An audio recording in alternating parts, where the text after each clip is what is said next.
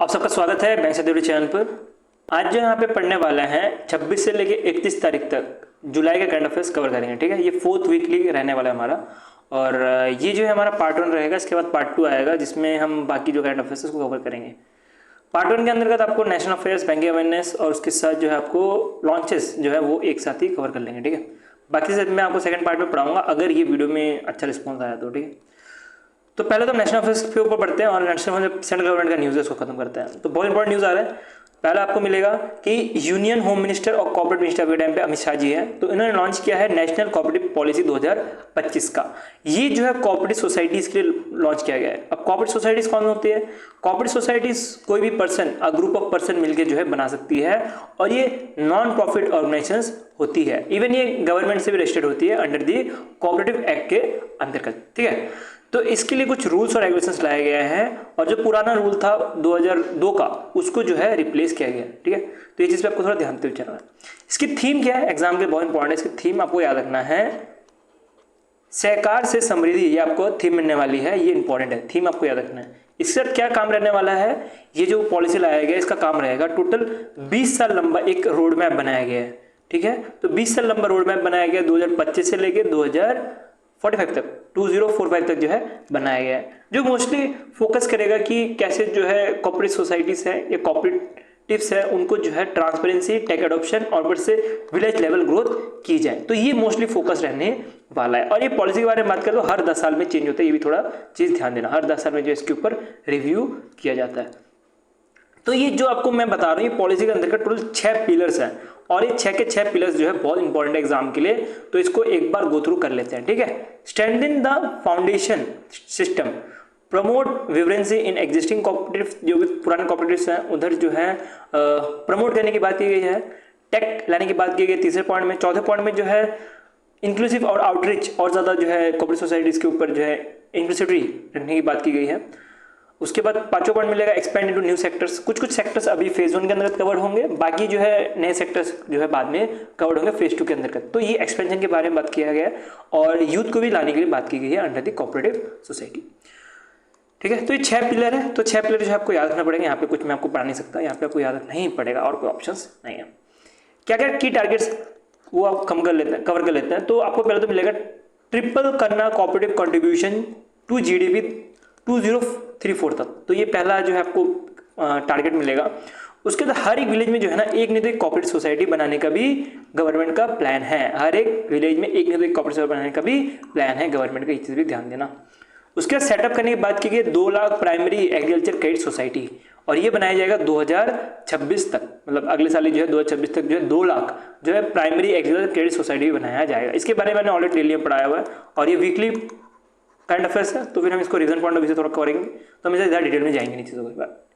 तो नेक्स्ट चलते हैं। नेक्स्ट आ रहा है फुली कस्टमाइज करने की बात भी चल रही है जो प्राइमरी एग्रीकल्चर क्रेडिट सोसाइटी है इसको। ठीक है, तो ये सारे कुछ की पॉइंट्स है जो कि आपको ध्यान देना है। और इसके साथ ही जो है एक जो आपको एक और चीज़ ध्यान देनी है, यहाँ पे 5 जो है विलेजेस हर तहसील में जो है एज अ कोऑपरेटिव हब बनाने की बात की गई है। हर एक तहसील में जो है, ठीक है, हर एक तहसील में जो है एक कोऑपरेटिव हब रहेगा और इस कोऑपरेटिव हब में टोटल 5 विलेजेस रहेंगे इसके अंतर्गत। तो ये चीज़ भी की गई है बाय द गवर्नमेंट। ये चीज़ें के बारे में या तो ये जो पॉलिसी लाई गई है इसको ड्राफ्ट किया गया बाय सुरेश प्रभु, उसके साथ 40 मेंबर और थे, सब मिलकर जो है इसको ड्राफ्ट किया गया था। नेक्स्ट चलते हैं। नेक्स्ट न्यूज़ आ रहा है अमित शाह जी की तरफ से कि अमित शाह ने जो है पेशेंसी रूल ला दिया है मणिपुर में। आपने इसके बारे में ऑलरेडी पढ़ा था 13 फरवरी 2025 में और अब वापस से इसको एक्सटेंशन किया गया है और 6 महीने के लिए, क्योंकि as per constitution presidency rule सिर्फ 6 महीने तक ही लग सकता है। 6 महीने के बाद जो है वापस से उसको रिन्यू करना पड़ता है, इस तरह समझ लो। तो 6 महीने के बाद वापस से रिन्यू हुआ है और अब जो है एक्सटेंड हो चुका है और 6 महीने, और अब मिलेगा आपको 13 फरवरी 2026 तक जो है इसको एक्सटेंड किया गया है। ये सारा जो प्रेसिडेंसी रूल लगता है किसी भी स्टेट के ऊपर वो लगता है अंडर दी सेक्शन 356। ये चीज़ ध्यान देना, 356 के अंतर्गत लगता है। ठीक है। क्यों लगा है? क्योंकि आपको पता होगा कि अभी मणिपुर में जो है पिछले 2 साल से जो है डिस्ट्रीब्यूट चल रहा है, इनके जो 2 ट्राइब हैं इनके बीच में, ट्राइबल ग्रुप के बीच में डिस्ट्रीब्यूट चल रहा है, और ये 2023 से ही चल रहा है और अब तक खत्म होने का नाम नहीं ले रहा। इसकी वजह से जो BN शर्मा जी थे, उन्होंने BS सिंह जी हैं, उन्होंने भी अपना जो कुर्सी है CM का वो छोड़ दिया था फरवरी 13 को 2025 के। उसके बाद से जो है यहाँ पे प्रेसिडेंसी रूल लगा हुआ है और पूरा का पूरा जो अभी दावेदार है वो संभालने के लिए दे दिया मणिपुर का, जो मणिपुर के गवर्नर है अजय कुमार बालाजी, इनको पूरा का पूरा दावेदार दे दिया गया है। क्योंकि प्रेसिडेंसी रूल के अंतर्गत बात करें कि जो CM के पास पावर होता है पूरे पूरे स्टेट को कंट्रोल करने का, वो पावर जो है गवर्नर के पास आ जाता है अंडर द प्रेसिडेंसी रूल। तो ये चीज़ हुई है यहाँ पे भी। नेक्स्ट अदर्स में बढ़ता है। अदर्स में आपको मिलेगा कि ये जंबो टेल जो है इंडिया के 5th यूनिकॉर्न बनी है 2025 की, और ये बनी है after getting money under this series D के अंदर। सीरीज डी के अंदर जो पैसे उठाए उसके बाद जो है ये जो है 5th यूनिकॉर्न बनी है। ये एक टेबल देकर रखा है, आपको यहाँ पे दिख जाएगा 2025 में जो 5 यूनिकॉर्न कौन कौन बने हैं और पहला कौन है, दूसरा कौन है, तीसरा कौन है। ये आप एक बार में पढ़ लोगे तो आपका रिवीजन भी हो जाएगा, ठीक है। तो एग्जाम में कैसे भी क्वेश्चन पूछे तो आप इसका आंसर दे सकते हो, ठीक है। कुछ ज़्यादा इसमें पढ़ाने लायक नहीं है, ये बिजनेस टू बिजनेस है। और जो जंबो टैग है ये एक तरह से आपको याद रखना है B2B, business to business grocery e-commerce platform है। तो इसी को जो है अभी यूनिकॉर्न बना है 2025 का 5th यूनिकॉर्न, ये चीज़ थोड़ा ध्यान देते हुए चलना, ठीक है। नेक्स्ट आता है फर्स्ट न्यूज़। इंडिया का पहला हाइड्रोजन पावर ट्रेन कोच बनाया गया है। ये बनाया है तमिलनाडु के इंटीग्रेटेड कोच फैक्ट्री में। इसके बारे में इंडियन रेलवे ने बताया गया था। और ये जो ट्रेन देख रहे हो ये हाइड्रोजन बेस्ड है। इसका मतलब इससे जो एमिशन होगा वो H2O होगा, मतलब कि वाटर होगा, ठीक है। कार्बन डाइऑक्साइड के बारे में बात करें, जो पेट्रोल होता है वो कार्बन डाइऑक्साइड ये सारे जो ग्रीन हाउस गैसेस छोड़ता है, तो उसके से इन्वायरमेंट को बहुत इफेक्ट होता है। तो कुछ कुछ ट्रेन अभी भी हैं जो कोल से चलते हैं तो उससे भी इफेक्ट होता है। तो उसका एक अल्टरनेटिव जो है ग्रीन हाउस गैस निकाला गया है, जो कि मोस्टली जो हिली एरिया है जहाँ पे इलेक्ट्रीफाइड नहीं हो सकता rail line, even north east के भी कुछ एरियाज है वहाँ पे नहीं हो सकता, वहाँ पे जो है ये हाइड्रोजन बेस्ड जो है ट्रेन चलाया जाएगा। प्लान है गवर्नमेंट का कि जो हेरिटेज साइट्स है उसमें कुछ 35 ऐसे हाइड्रोजन ट्रेन जो चलाया जाए। टोटल इसके लिए हर एक ट्रेन के लिए 80 करोड़ रुपये रखा गया है और हर एक रूट को बनाने के लिए जो है 70 करोड़ रुपये रखा गया है। पायलट बेस पे अभी इसको नॉर्थ रेलवे जोन में चलाया जाएगा, ठीक है, नॉर्थ रेलवे जोन में चलाया जाएगा। और इसके लिए टोटल जो है कॉस्ट रखी गई है 111 करोड़ रुपये, ठीक है। ये कॉस्ट जो है ये भी आपको याद रखना है। 2 जगह पे चलने वाली, एक तो हेरिटेज जगह पे चलेंगी और अभी पायलट प्रोजेक्ट पे जो है इसको जिंद सोनीपत में जो है चलाया जाएगा, जो नॉर्थ रेलवे जोन का जो है आपको मिलने वाला है रूट, ठीक है। नेक्स्ट आता है ICMR ने जो है फर्स्ट मलेरिया वैक्सीन के लिए जो है एक देख सकते हो कि एक्सप्रेशन ऑफ इंटरेस्ट जो है लॉन्च किया गया। इसके अंदर कंपनी जो भी इंटरेस्ट है मलेरिया वैक्सीन बनाने के लिए वो आएंगी और ICMR के पास रजिस्टर करेंगी, ठीक है। तो इसकी वैक्सीन के बारे में बात करें तो इस वैक्सीन का जो भी चीज़ें हैं इसको डेवलप किया गया है बाय ICMR। उसके साथ ICMR का जो national institute of malaria research है, उसके साथ रीजनल मेडिकल रिसर्च सेंटर और फिर डिपार्टमेंट ऑफ बायोटेक्नोलॉजी, ये सारे मिलने वाले हैं जिन्होंने मिलकर ये वैक्सीन बनाया है। अब ये मलेरिया के ऊपर पहला जो वैक्सीन बनाया जा रहा है, इसका नाम आपको एग्जैक्टली याद रखते हुए चलना है, बहुत इंपॉर्टेंट न्यूज़ है, ठीक है। थोड़ा न्यूज़ थोड़ा बड़ा दिख रहा होगा आपको डेफिनेटली, लेकिन जो इंपॉर्टेंट पॉइंट है यहाँ पे वही लिखी हुई है। नेक्स्ट चलते हैं, अभी प्राइम मिनिस्टर नरेंद्र मोदी जी जो है मालदीव के विजिट में थे और मालदीव जो है इंडिया के साथ जो है टोटल 60 साल का रिलेशन हो गया है। प्राइम मिनिस्टर नरेंद्र मोदी जी जो है प्रेसिडेंट मुइज़ू के साथ मिले थे और यहाँ पे आपको मिलेगा कि टोटल 60 साल जो है सेलिब्रेशन हुई थी। तो पहली बार जो दोनों के कंट्री के बीच में, इंडिया और मालदीव के बीच में, कंट्री के बीच में जो है स्टैब्लिशमेंट हुई थी रिलेशन, वो आपको मिलेगा 1965 में पहली बार स्टैब्लिश हुई थी।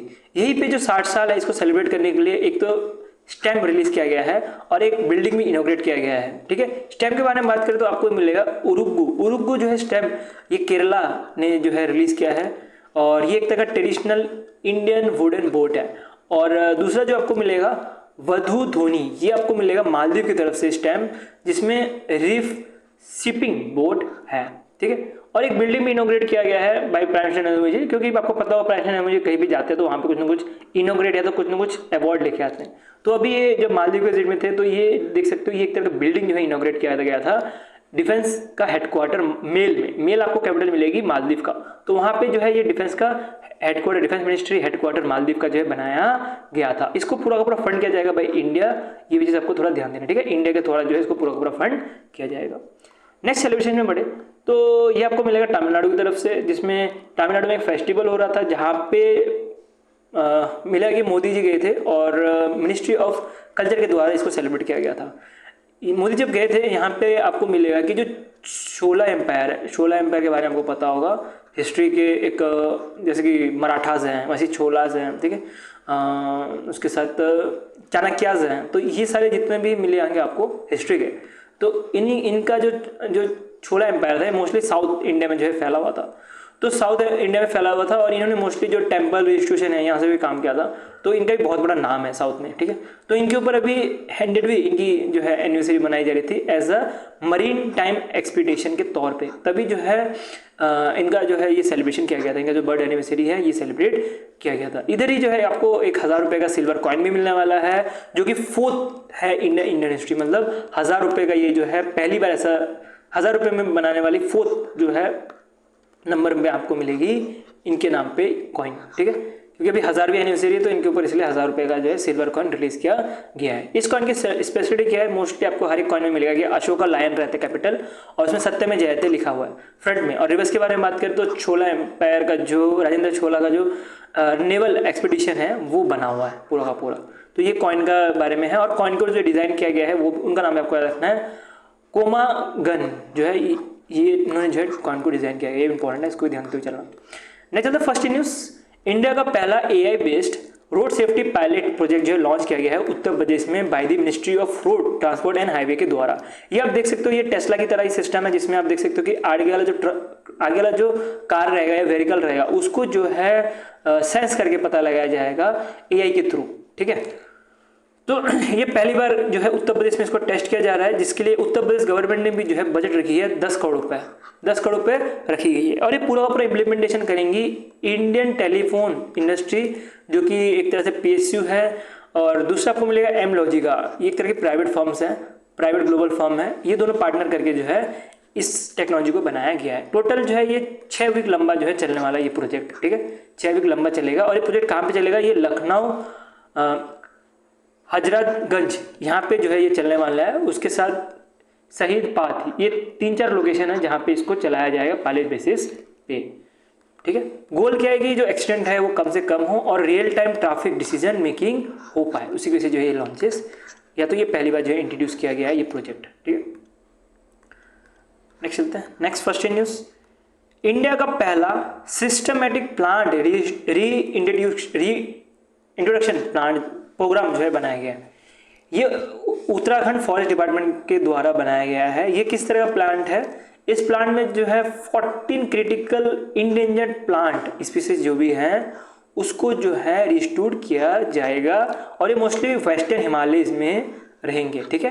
वेस्टर्न हिमालयज में जो रहने वाले जो प्लांट है उसको जो रिस्टोर किया जाएगा अंडर दिस इनिशिएटिव। नेक्स्ट चलते हैं, इंडिया का पहला hornbill conservation centre of excellence जो है इसको तमिलनाडु में बनाया गया था। हॉर्नबिल फेस्टिवल की बात करें तो नागालैंड का बहुत ज़्यादा फेमस फेस्टिवल है, लेकिन नागालैंड की तरफ से न्यूज़ नहीं आ रहा बल्कि तमिलनाडु की तरफ से आ रहा है, क्योंकि ये जो है इंडिया का पहला hornbill conservation centre of excellence जो है खोला गया है। सेंटर ऑफ एक्सीलेंस क्या रहता है, स्पेसिफिक उसी के लिए काम करने का काम रहेगा, ठीक है, हॉर्नबिल के लिए ही काम करेगा, हॉर्नबिल कंजर्वेशन के लिए काम करेगा, बाकी कुछ भी काम नहीं करेगा।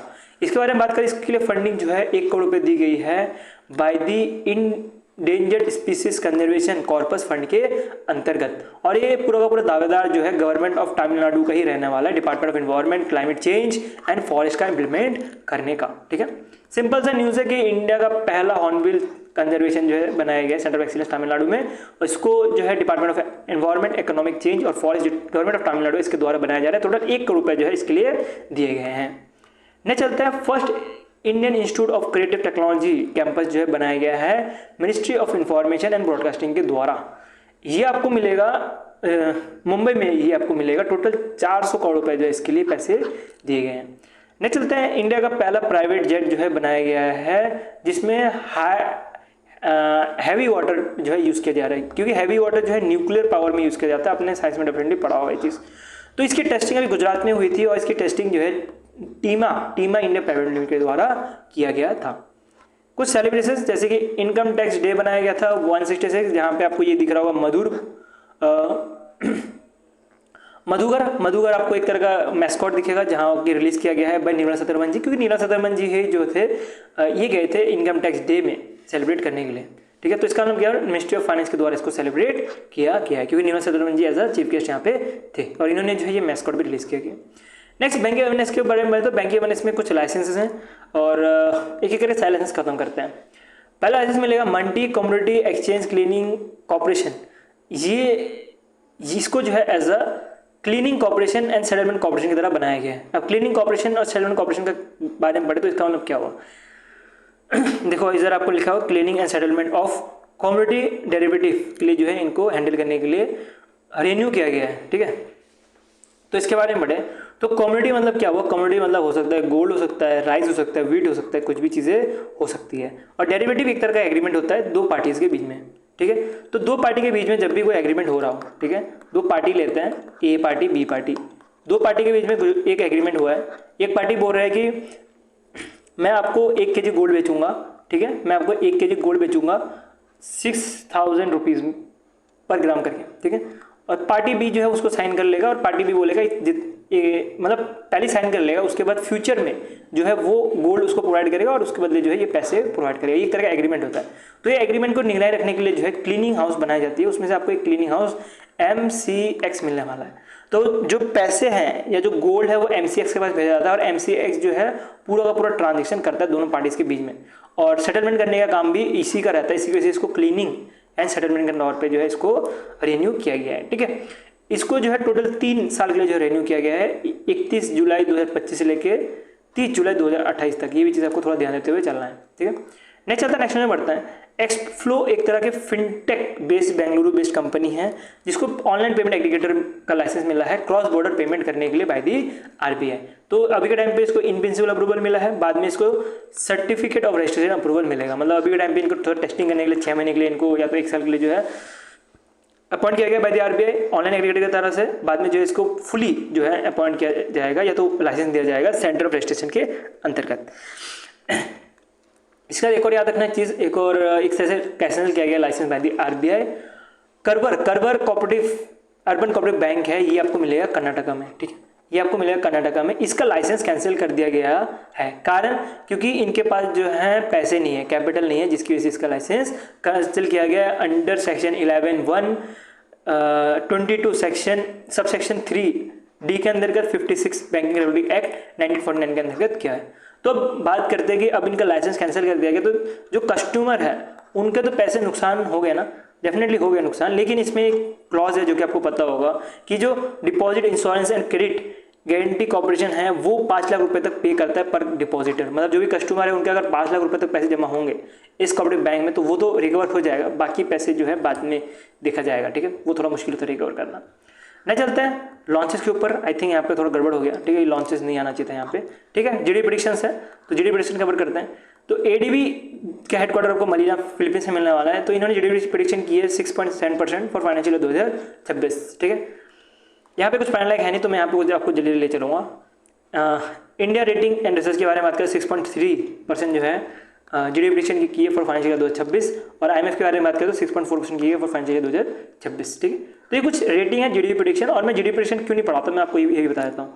अभी IMF ने GDP प्रेडिक्शन की है जुलाई के महीने में, ठीक है, क्या पता नेक्स्ट महीने में या तो बात करेगी सितंबर में वापस से GDP प्रेडिक्शन कर दी तो आपका एग्जाम होगा IPS PO का, वो होगा आपका अक्टूबर में, ठीक है, मान लेते हैं अक्टूबर में ही है वैसे तो, आई थिंक 12 अक्टूबर का एग्जाम है।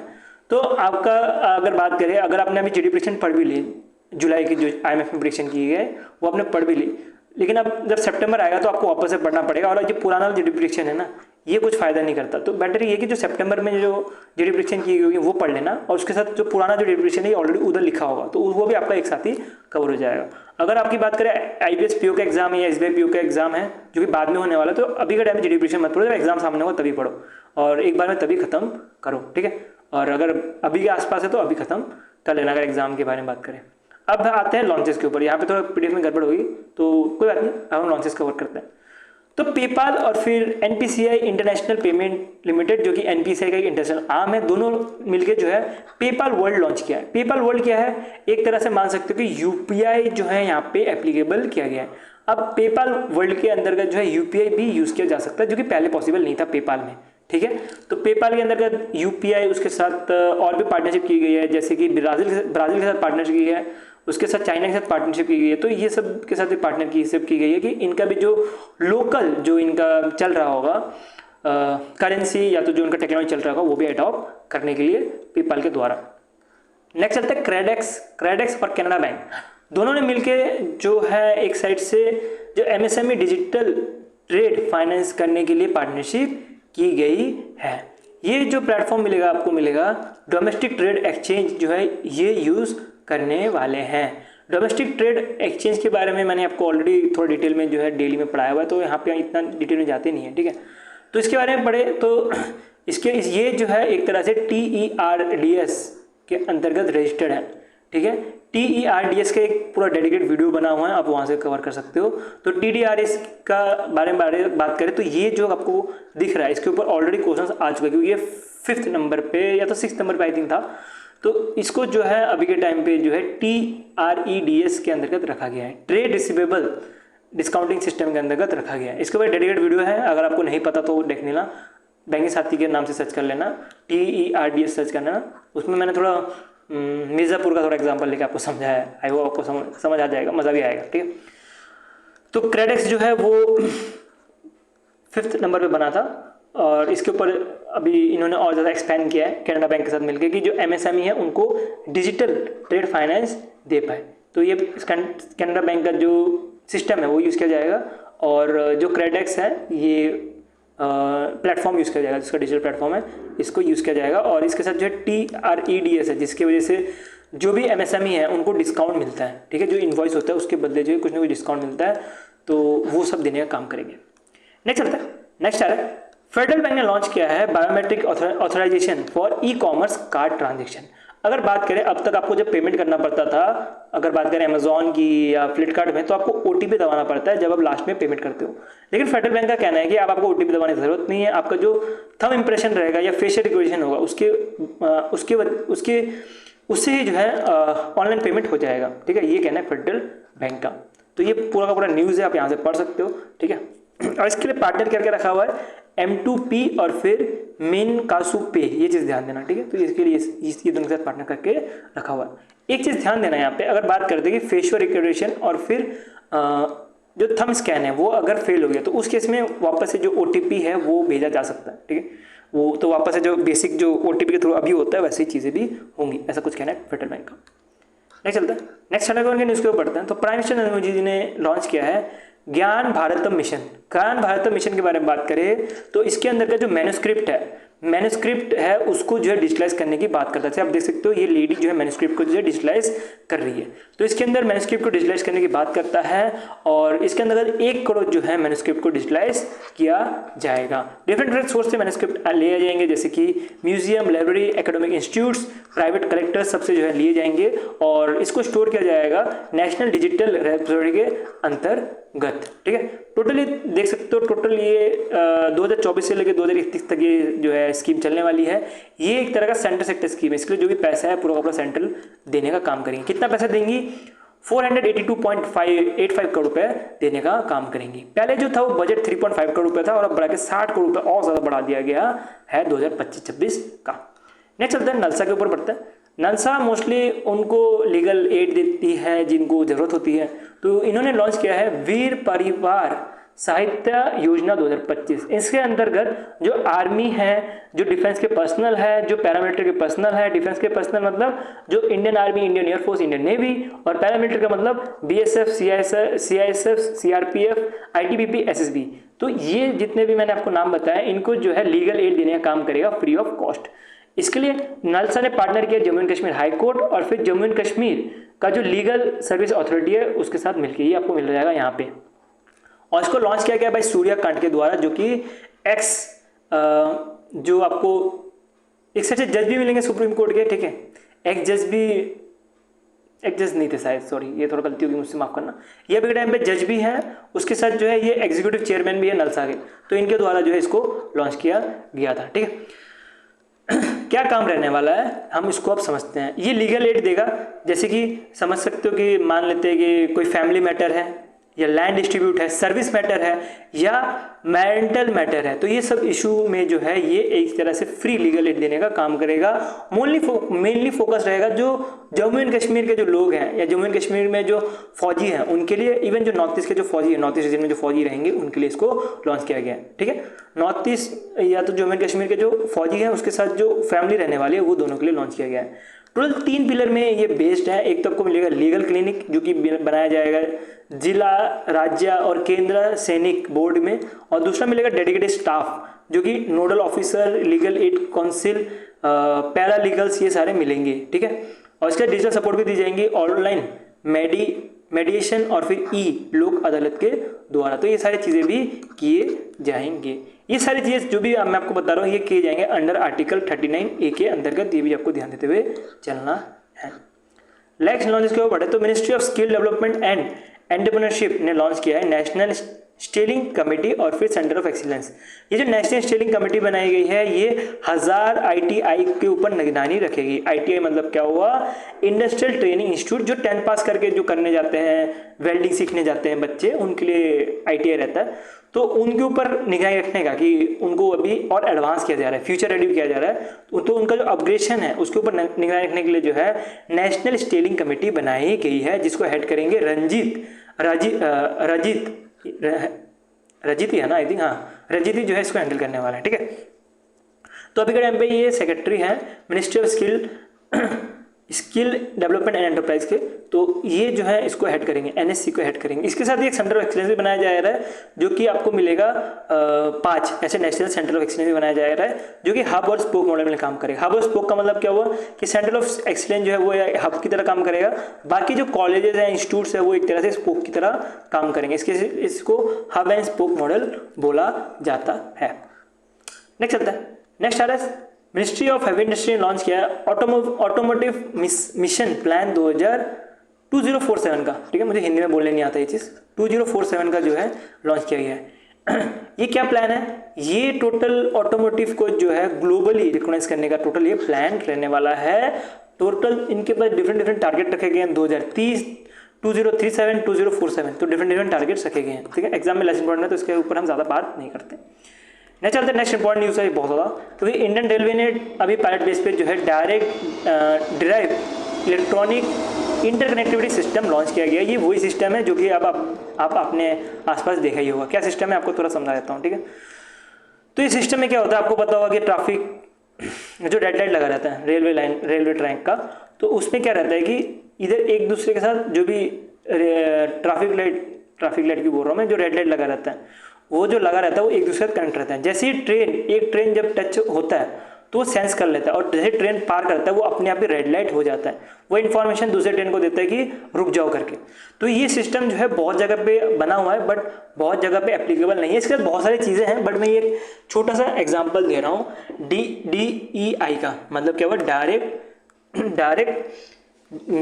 ड्राइव इलेक्ट्रॉनिक इंटरलॉकिंग का मैं आपको एक छोटा सा एग्जांपल दे रहा हूँ। तो ये सिस्टम जो है मोस्टली नॉर्थ ईस्ट रीजन में एप्लीकेबल नहीं है, क्योंकि वहाँ पे देखोगे तो आपको हीली एरिया मिलेंगी, और ये जो सिस्टम है ये ऑप्टिकल फाइबर यूज़ करता है, वो पॉसिबल है नहीं।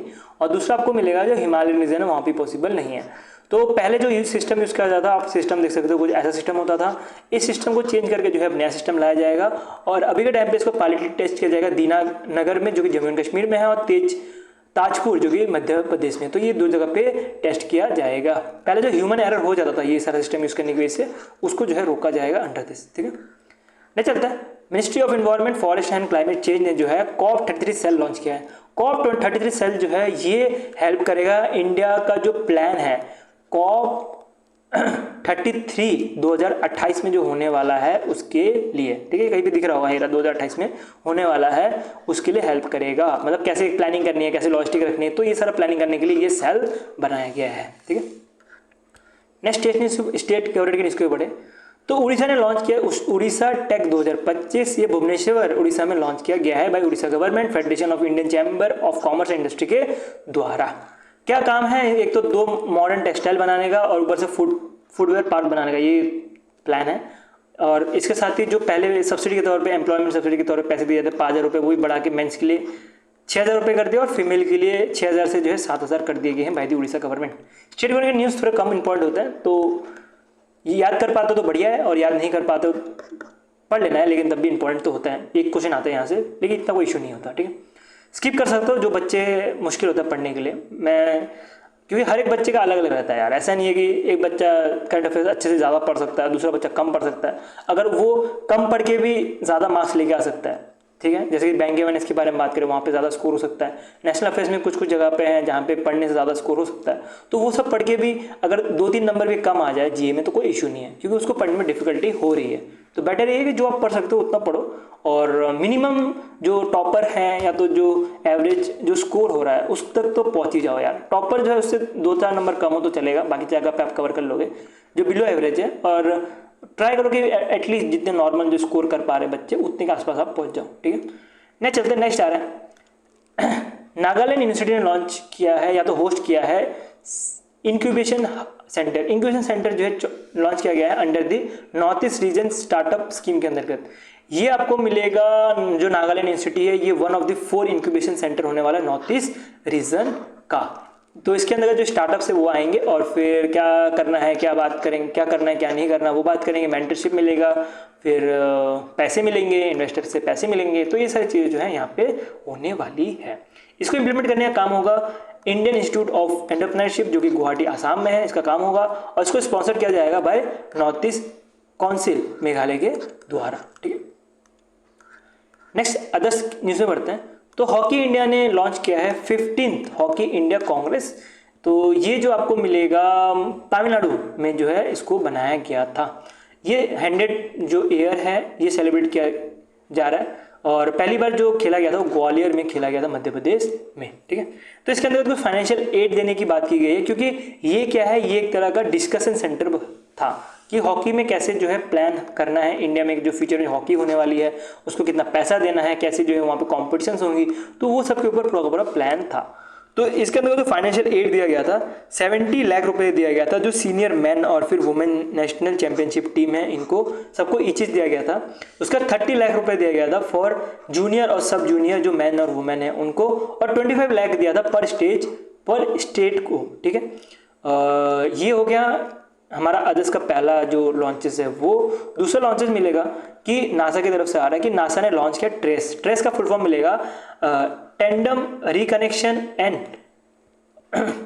इलेक्ट्रोडायनेमिक्स सैटेलाइट, ठीक है। तो ये ट्रेसर का फुल फॉर्म मिलने वाला है। तो क्या काम रहने वाला है इसका काम रहेगा कि स्टडी करना मैग्नेटिक रिकनेक्शन, और कैसे जो है अर्थ बिहेव करता है, या तो अर्थ जो है कैसे प्रोटेक्ट करता है अगर अगेंस्ट द सोलर विंड। आपको पता होगा कि ये सन है, तो सन के आसपास भी आपको पता होगा कुछ ऐसे रेस चलते रहते हैं तो बहुत हार्मफुल रहता है। तो वो अर्थ कैसे जो है जो सोलर जो विंड होता है वो कैसे बचता है, उसके ऊपर ये पूरा मिशन है, ठीक है, जो कि नासा ने लॉन्च किया। नेक्स्ट चलते हैं, इसराइल की तरफ बढ़ते हैं। तो इसराइल ने एक डोनार 1 कम्युनिकेशन सैटेलाइट लॉन्च किया है, और इसने हेल्प लिया था फैल्कॉन 9 मतलब स्पेसएक्स का हेल्प लिया था, और यूएसए से जो है इसको लॉन्च किया गया था। तो ये इसराइल का जो है एक साइड से मान सकते हो एक तरह से सिक्योर सैटेलाइट रहने वाला है। ये मतलब एक तरह से कम्युनिकेशन सैटेलाइट बनाया गया जो कि 2040 तक जो है चलाया जाएगा। ये भी लेसन मोड में आता है न्यूज़ में, ये भी थोड़ा ध्यान देते हुए चलना, ठीक है। सो यही से जो है हम पार्ट 1 खत्म करते हैं, ठीक है। पार्ट 1 खत्म करते हैं, इसके बाद हम पार्ट 2 जो इंटरनेशनल न्यूज़ है वो सारे जो है बाद में कवर करेंगे, ठीक है। तो ये सारे बहुत इंपॉर्टेंट न्यूज़ है, तो इसको हम बाद में कवर करते हुए चलेंगे। सो वीडियो अच्छा तो लाइक कर देना। पीडीएफ के बारे में बात करें तो पीडीएफ तो आपको mappyoffice.com पे मिल जाएगा। इवन टेलीग्राम ग्रुप में भी मैं अभी अपलोड नहीं किया हूँ, बट सून मैं आपको अपलोड करवा दूंगा, ठीक है। तो वीडियो अच्छा तो लाइक कर देना, ऐसे कंटेंट देखते हो सब्सक्राइब चैनल, और अभी के लिए इतना रहता है, बाय। बाकी नेक्स्ट पार्ट में मिलेंगे हम। एम करते हैं लाइक का, पिछली बार लाइक का एम किया था 15 बट वो हो नहीं पाया, तो इस बार भी लाइक का एम करते हैं 15। अगर हो गया तो सेकंड पार्ट जल्दी मैं अपलोड कर दूंगा, जैसे ही 15 लाइक्स हो जाएंगे मैं सेकंड पार्ट भी अपलोड कर दूंगा, ठीक है। सो अभी हम इतने रखते हैं, बाय।